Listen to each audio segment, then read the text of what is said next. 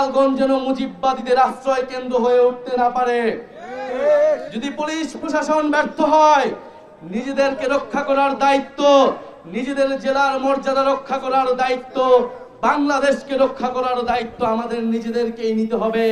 যেরকমটা আমরা গণ অভ্যুত্থানে নিয়েছিলাম, মুজিববাদের কবর রচনা করে, ৭২-এর সংবিধানের কবর রচনা করে গণতান্ত্রিক বাংলাদেশ গড়ে তুলবো। এটা আপনাদের কাছে আজকে আমাদের ওয়াদা।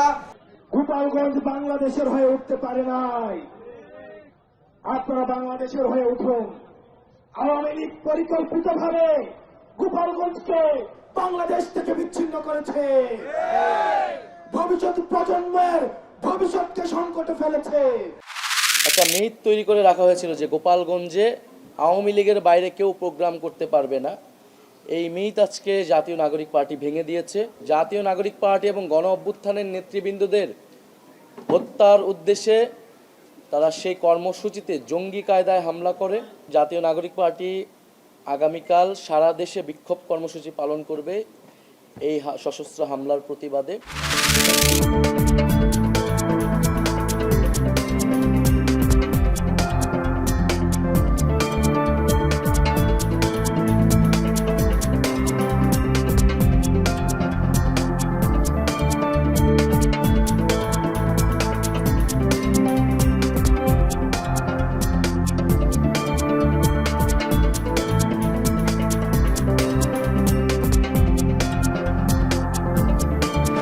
আমাদের কোনো ভাইয়ের উপর যদি আক্রমণ হয়, আমরা কোনো সারা বাংলাদেশে আমরা আমাদের এই ময়মনসিংহে এক পরিমাণ ছাড় দিব না। আওয়ামী লীগের কিছু দুষ্কৃত আগেই পরিকল্পিতভাবে তাদের উপরে আক্রমণ চালায় এবং তাদের স্টাইল যে ছিল যেখানে প্রোগ্রাম হওয়ার কথা সেখানে ককটেল এবং বিস্ফোরণ ঘটায়।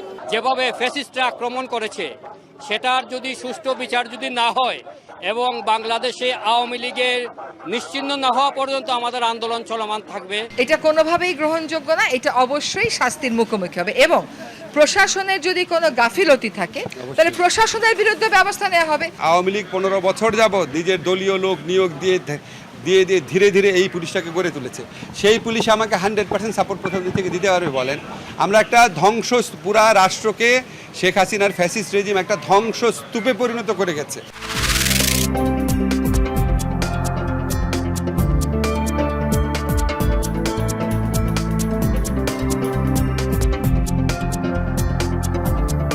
পল্লী বিদ্যুতের তারের ব্যবসাটা কি? পল্লী বিদ্যুতের তার যে চুরি হইতো, এই চোরাই তারটা এরা কিনে আবার বিভিন্ন ধরনের যে ফ্যাক্টরি আছে যারা অ্যালুমিনিয়ামের ডেকচি, পাতি, কড়াই বিক্রি করে তাদের কাছে এরা বিক্রি করত।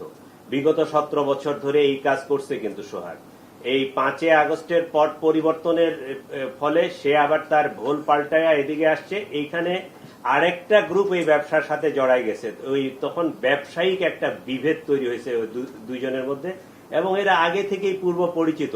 উভয় পক্ষই কিন্তু একে অপরকে চিনে, একে অপরকে জানে এবং এলাকারই তারা ওই ব্যবসায়িক দ্বন্দ্ব এবং কোন্দল থেকেই হত্যাকাণ্ড সংঘটিত হয়েছে।